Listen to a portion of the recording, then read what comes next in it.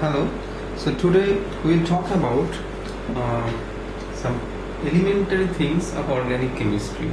That is about the reaction, what is mechanism, what the initial things the student should know about the mechanism. That is the bond breaking, bond making process, and what are the different types of bond breaking and bond making process. So let us start with simple reaction. Suppose you have a reaction that is start where the reactant is Rx.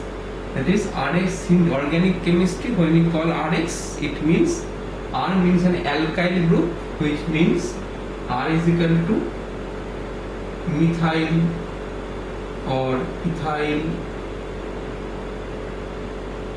propyl, etc. And X is basically halide.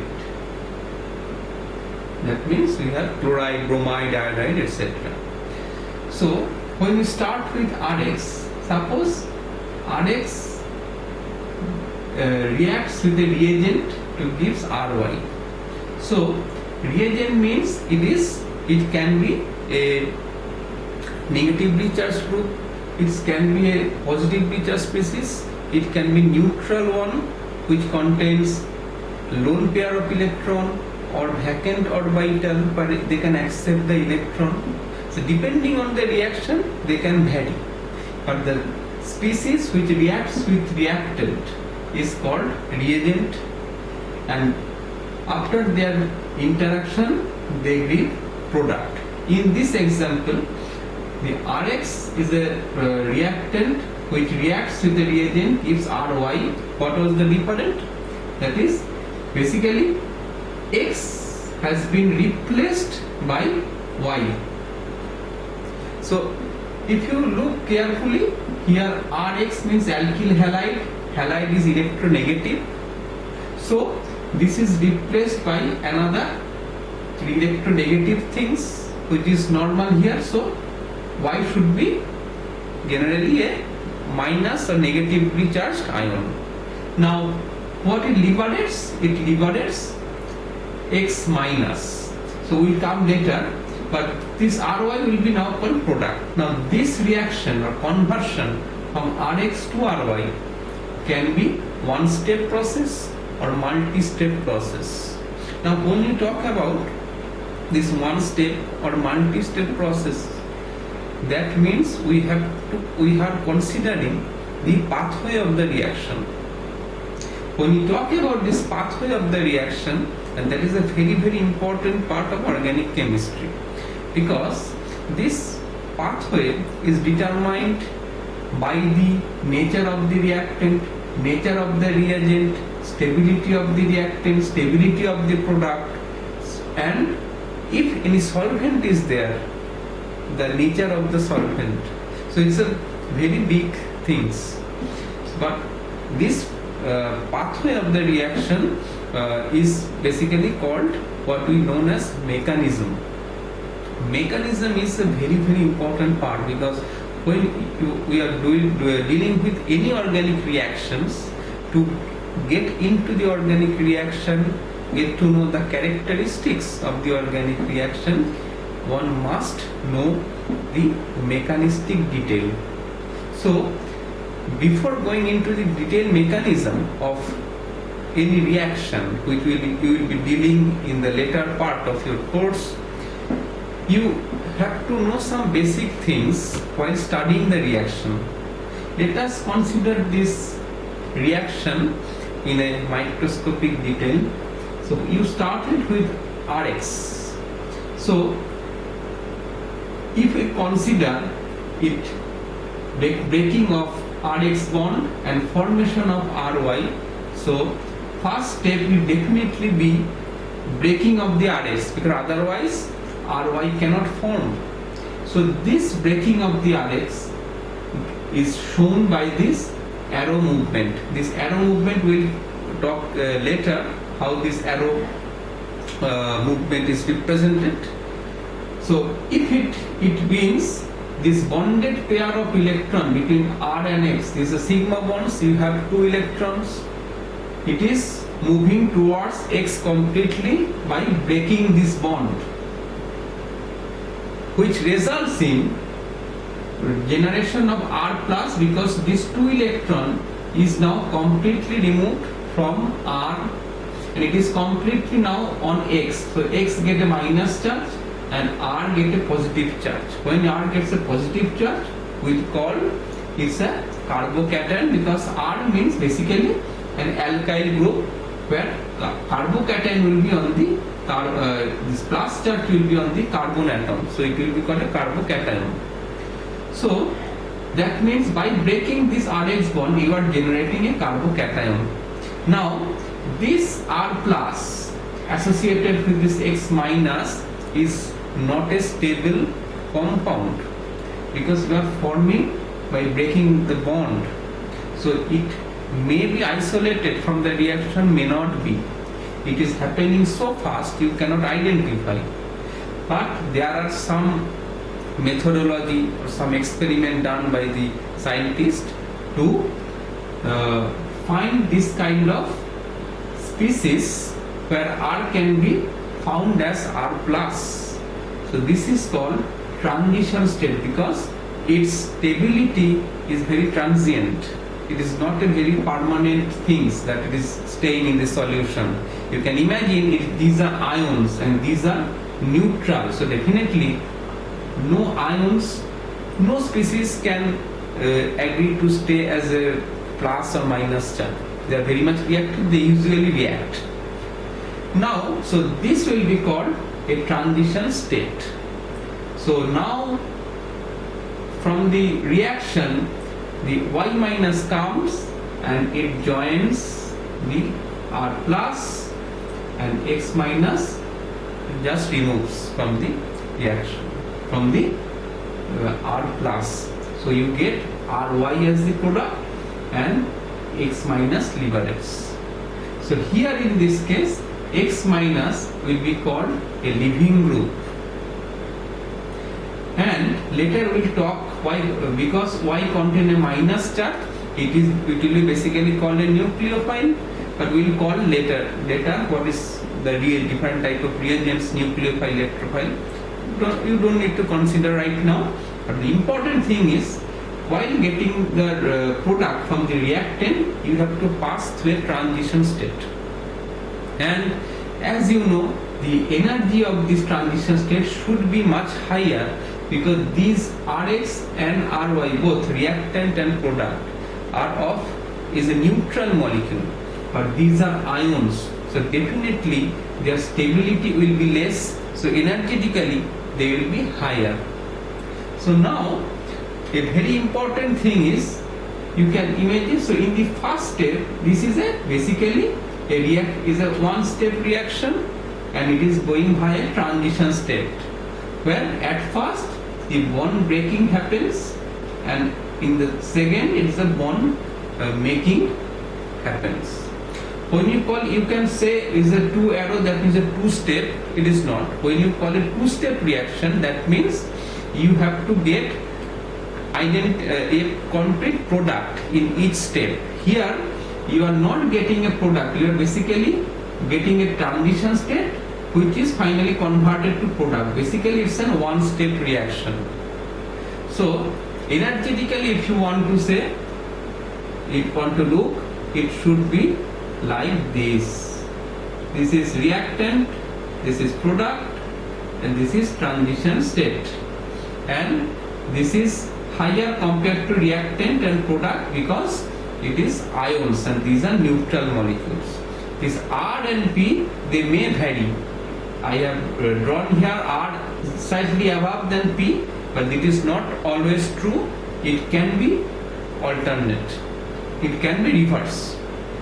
In this type of diagram is called a reaction kinetics of a reaction, and it is in the y-axis you have to use G stands for basically free energy. You can think it now as energy, and here you call in the x-axis, this is called reaction coordinate.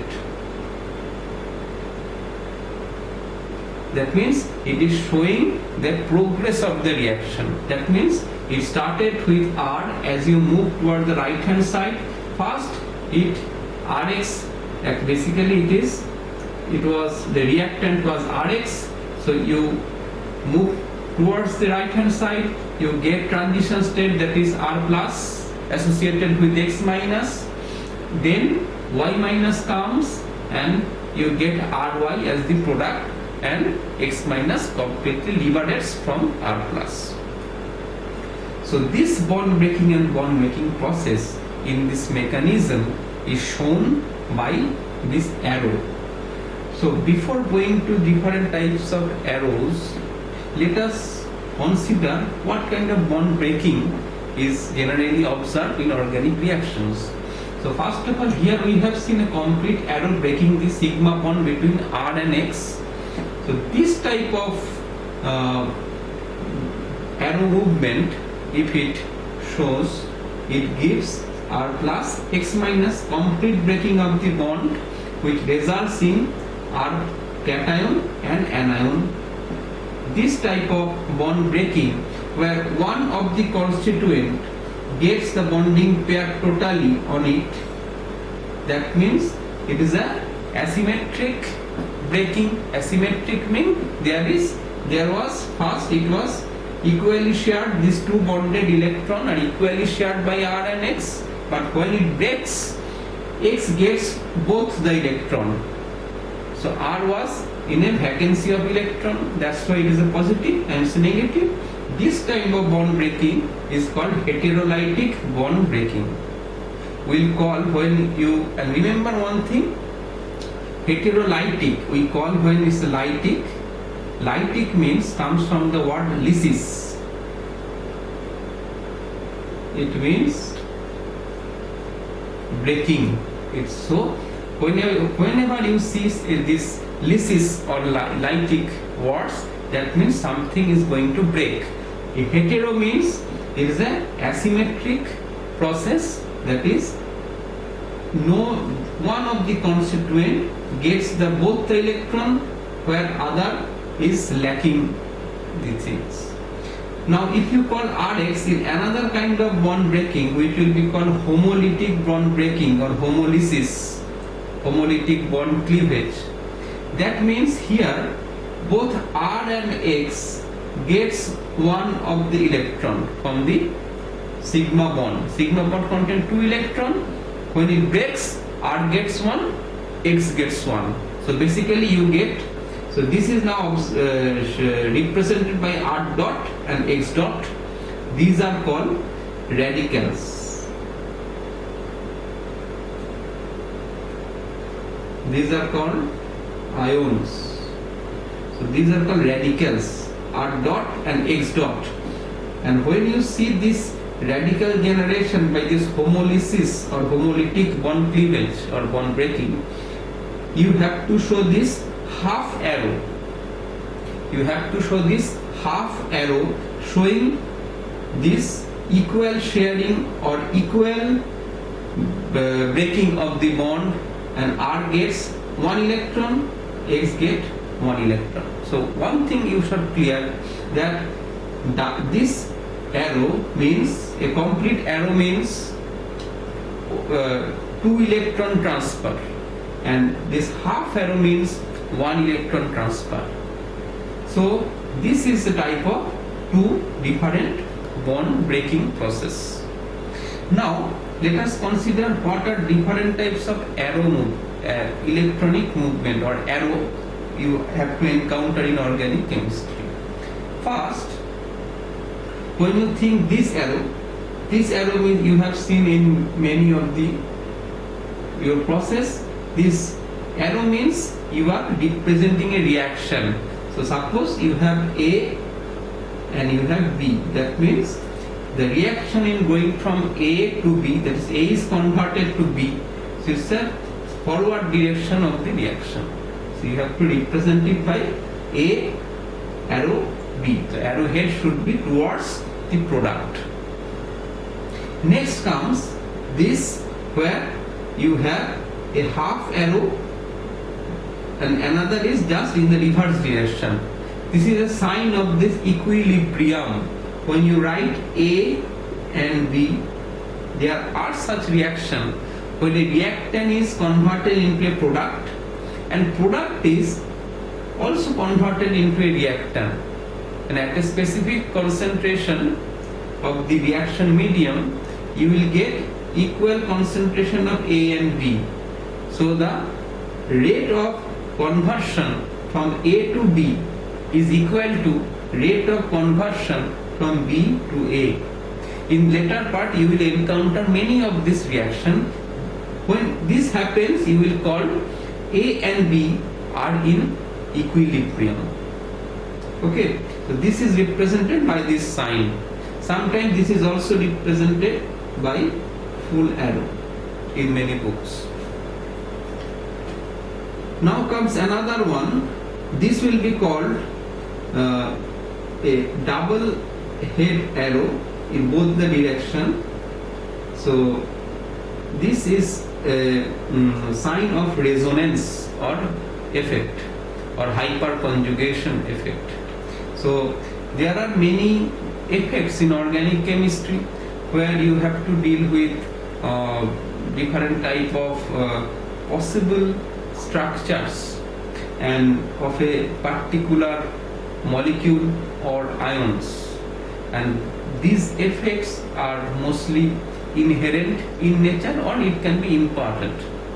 So there such an effect is called resonance, and another one is hyperconjugation. So for a particular molecule or ions you can have several resonating structure or hyperconjugative structure. Okay, so if such happens, suppose A1 is a molecule, this resonating form, there are many resonating form which can be A2, A3, A4, etc. Then you will show by this arrow A2, A3, etc. So this arrow is used to show the different resonating structures or hyperconjugative structures of the species. In some other lectures we will talk about in detail the hyperconjugation and resonance effect. There we are going to use such arrow. Next is another very important, which is called retrosynthetic arrow. Retro means to look back. So suppose you are going to produce a particular product. Now you have to start with the reactant. Now in laboratory, suppose you have isolated a particular substance from tree or leaves of the tree, and you have analyzed it in laboratory that this can be the structure of the compound which has been isolated from tree or tree leaves, and this will be very much useful as medicine. Now for marketing you cannot just get it from tree because it is a natural source. You have to synthesize it in laboratory. So what is done by the scientist? The scientist first look at the structure of the compound which has been evaluated by different analysis, spectroscopic analysis, chromatographic analysis. Now they start to synthesize the compound. Okay, so suppose when they synthesize the compound, they cannot arbitrarily start with any reactant. So they have to move back. So what is the actual thing? Suppose you are going to school and you are coming back. So there are different ways of coming back.